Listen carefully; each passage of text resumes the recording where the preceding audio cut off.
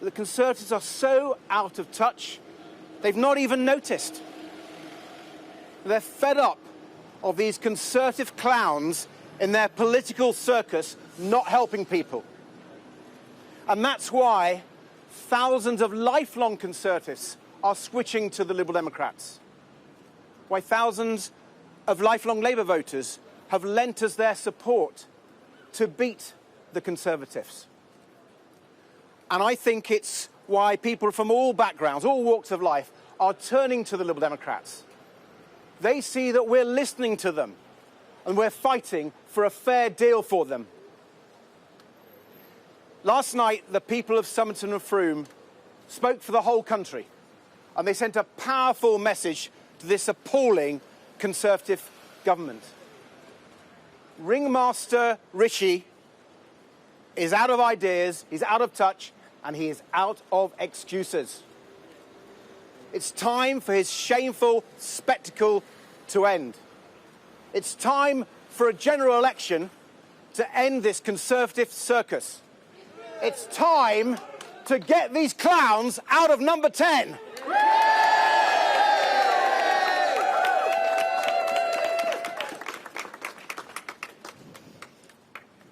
And so, we're going to do that. What you've all been waiting for. So here we go. Let's hope it lights.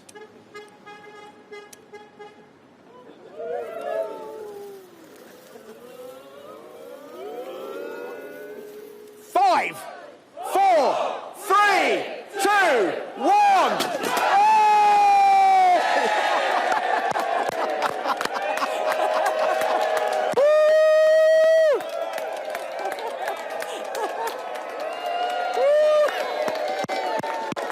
Did you like that?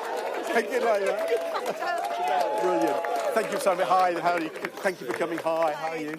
Very well. So good to see so many of you. Well done, well done. Oh, my goodness. I wasn't sure what was going to come out of that cannon there. Ed Davey, leader of the Lib Dem, saying they are back in the West Country.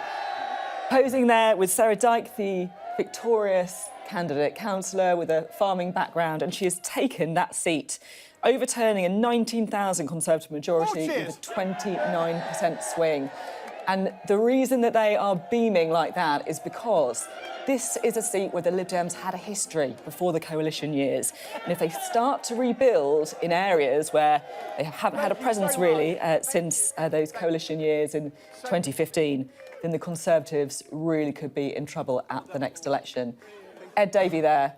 Get these clowns out of number 10, it says on that blue cannon. What an extraordinary stunt there by the Lib Dem leader. You can see there the chant, Sarah, Sarah.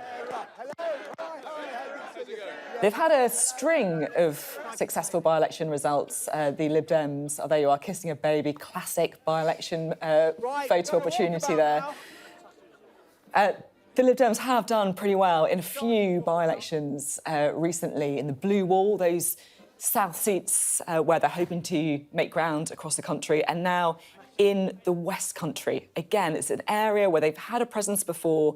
It's one of these seats where they previously did hold it, and you can see there, that is the new election picture in Somerton and Frome. Sarah Dyke of the Liberal Democrats, 21,000 votes, and she's actually got a pretty chunky majority there, beating the Conservatives into second place with 10,000 votes. And you can see there the other parties really, no one even getting their deposit back. Very, very low voter turnout there for the other parties. So the Lib Dems really mopping up there. Let's have a look at the share, shall we? You can see there are results share. The Lib Dems taking 54.6% of all votes in Somerton and Frome. The Conservatives, 26.2%. And then the Green Party doing pretty well too on 10%, but the others really just bumbling along the bottom there. You can see why Ed Davey hot-footed it there this morning with his blue cannon. And you can see there that's the vote change share. The Lib Dems up 28.4 and the Conservatives down 29.6. If that is replicated in other seats in the West Country, in other seats where the Lib Dems have previously done well, then it really could be concerning for the Conservative Party. They will be very worried when they see some of those seats there. Difficult night, of course, for Rishi Sunak and the Conservative Party. Despite that win in Uxbridge, they'll be very, very relieved to have maintained that seat, Boris Johnson's old seat in Uxbridge and South Ruislip.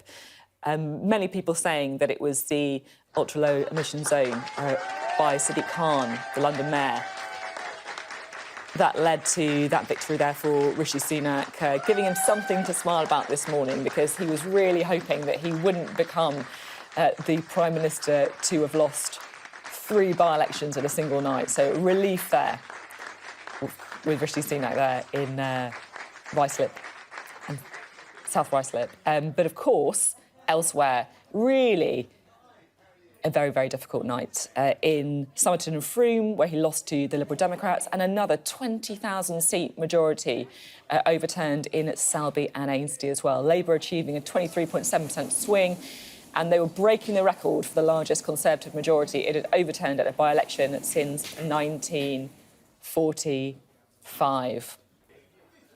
Well, let's get a bit more analysis now, shall we, on what it means for this man, for Rishi Sunak. We can speak now to Sama Shah. She's in central London for us, former Conservative special advisor. Sama, what do you make of these results? How relieved do you think Rishi Sunak will be to hang on where he is now? I think the fact that they've retained Uxbridge is going to be, something that they can point to their parliamentary candidates and the parliamentarians that exist and the activists as kind of a measure that not all hope is lost for a general election. And obviously, it's difficult to extrapolate from by-elections onto what's going to happen to the general election. But the picture is not great for the Conservatives, and it's certainly not great for Rishi Sunak, because even though they've retained this seat, the fact that it is about a local issue, a single issue, as you mentioned, ULEZ, means that there isn't that positive drive towards the government that is going to potentially be replicated, or anything for other MPs in other areas to hang their hats on. It gives a little bit of comfort to London MPs, certainly Conservative London MPs, that there is a path through to victory for them, based on the London mayoralty. But the positive picture that the Conservatives now need to draw through policy and messaging is going to become a lot more complicated because of the result in the North and in the West Country. So this points to a much more fractious picture. It points to the fact that it's going to be difficult to get a holistic general election campaign going, and that actually this is going to mean that Number 10 has to go back to the drawing board, even though it wasn't a complete defeat. As you say, those huge swings away from the Conservative parties, seats that should be saved, 20,000 majority seats being lost. Some Conservative MPs would be pretty worried this morning. What would you do if you were in Number 10 right now? How should Rishi Sunak react?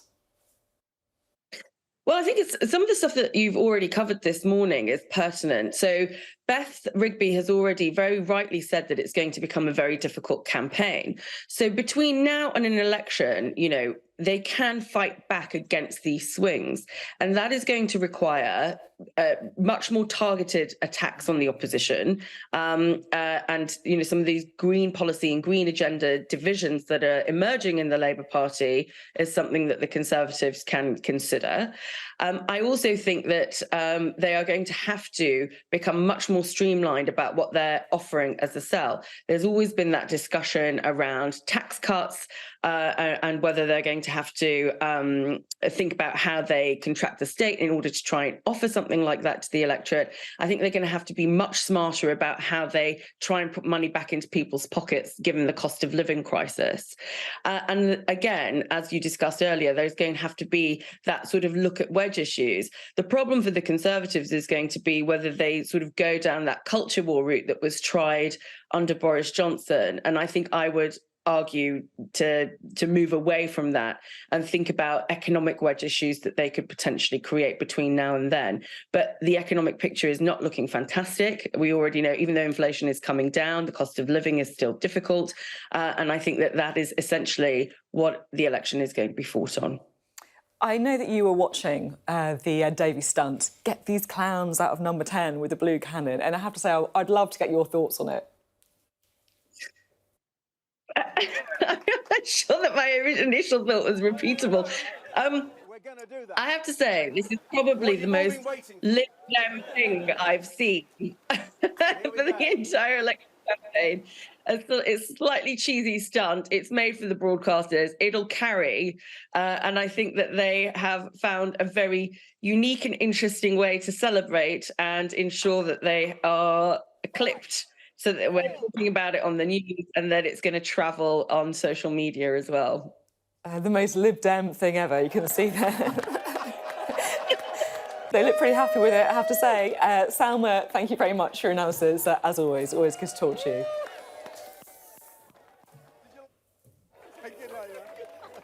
Well, we're joined now in the studio by Greg Cook, Labour's former head of political strategy, and Sean Kemp, a former special advisor to Nick Clegg. The most Lib Dem thing ever. What do you make of the stunt, Sean? Well, has she seen any of the previous ones? They're all in a dead heat, aren't they? I mean, Sam was right. What they're doing is basically, they know they're colossally cheesy. It's a joke among the Lib Dems about what the next cheesy stunt will be. They do it deliberately because it gets clipped, it gets on social media and it gets the picture in the paper. And it's the eternal Lib Dem thing, is you have to sort of go... You have to turn everything up to 11 to try and get into the coverage. So that's what... It's working. I know it makes people sort of cringe a bit, but it works for them. Like we're discussing it now, and that, as far as they're concerned, is all the dignity matters less than coverage for the Lib Dems sometimes. You can see them there walking around in Frome. Sarah Dyke, the victorious candidate, and Lib Dem leader there, Ed Davey, feeling pretty happy with that result, and so they should. Sean, I'm interested to get your take on whether you think this is a sign that actually some of those seats that you lost after the coalition, when you were punished for going into coalition, you might actually have a chance of retaking.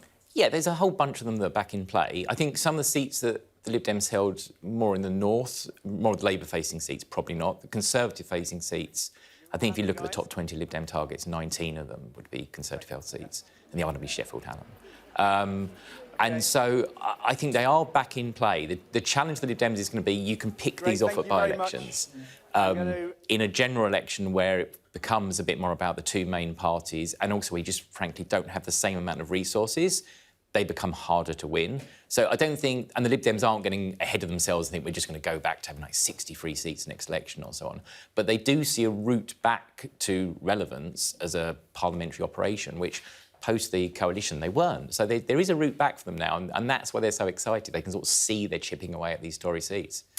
Greg, I'm interested to know your take on where Labour is after last night, because you obviously had that huge win in Selby, historic win in Selby, but then obviously failing to take Uxbridge. Well, I think Selby and Ainsty was unquestionably Labour's best by-election result in its history, for two reasons, really. First, the fact that it was by a country mile the biggest Tory majority that's ever been overturned. And secondly, the size of the swing, which I think exceeded everybody's expectations. I think there was a view that we might just squeak it, but to win by 4,000.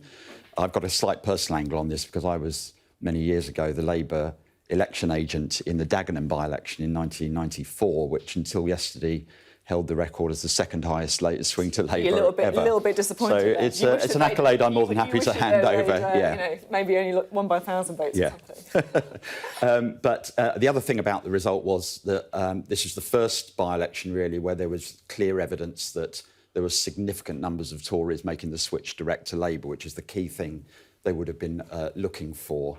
It was the first result of this Parliament where the Labour's actually increased its numbers of votes, so that was important. I think, secondly, it was the type of seat that it is, because if you think about what are really Labour's new heartlands nowadays, it's big cities, it's cosmopolitan, you know, ethnically diverse areas, places with lots of professionals. Well, Selby is none of them.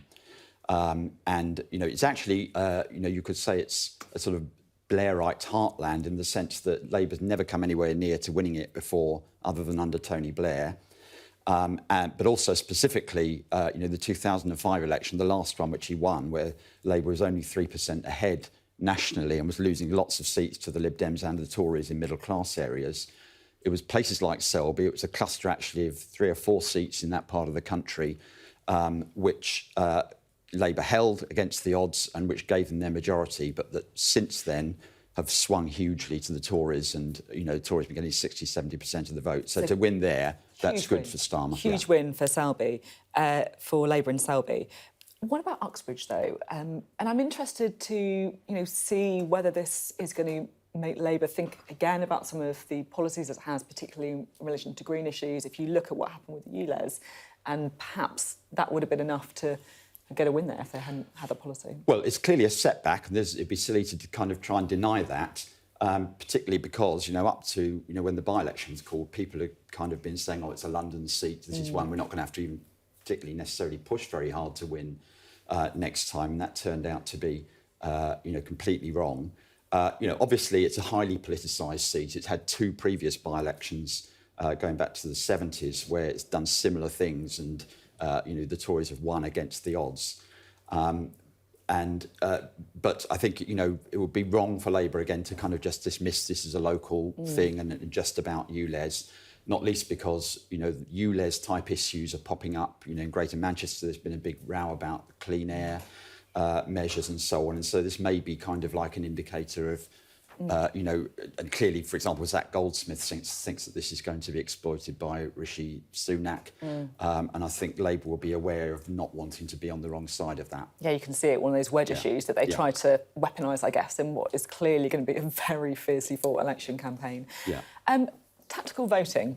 Do you think there's much evidence of that going on? There were in these ones. I mean, if you look at the third-place Lib Dem votes and the third-place Labour votes, they were tiny. The truth is, tactical voting, it's easier to make that happen in a by-election. Like, there's a reason why Lib Dems and other parties, well, you always run this "it's a 2-horse race" message, basically to tell the Labour voters in that seat we're the only ones who've got a chance of winning. Sometimes with some slightly dubious... Sometimes there's some sort of creative accountancy that goes on. But you're desperately trying to sort of, as we call it, squeeze that vote, squeeze the Labour vote down, and in the Labour-facing seats, they're trying to squeeze the Lib Dem vote and try and get Lib Dems to switch.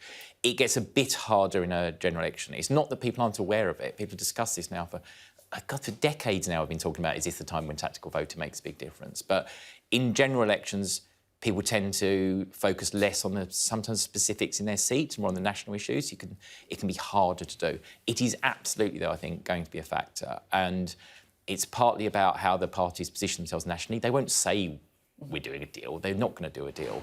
It's about where you direct your resource. The Lib Dems are not going to waste a single volunteer in a seat where they don't think they are going to win, and they will not care if, in a general election, if that compresses national share of vote, will help them win more seats. That'll be fine by them. I think Labour will take that as well. Yeah, you can definitely see that perhaps happening. Thank you both very much indeed. Always good to have your analysis. 2 people who really were at the heart of their respective parties and the campaigning there as well.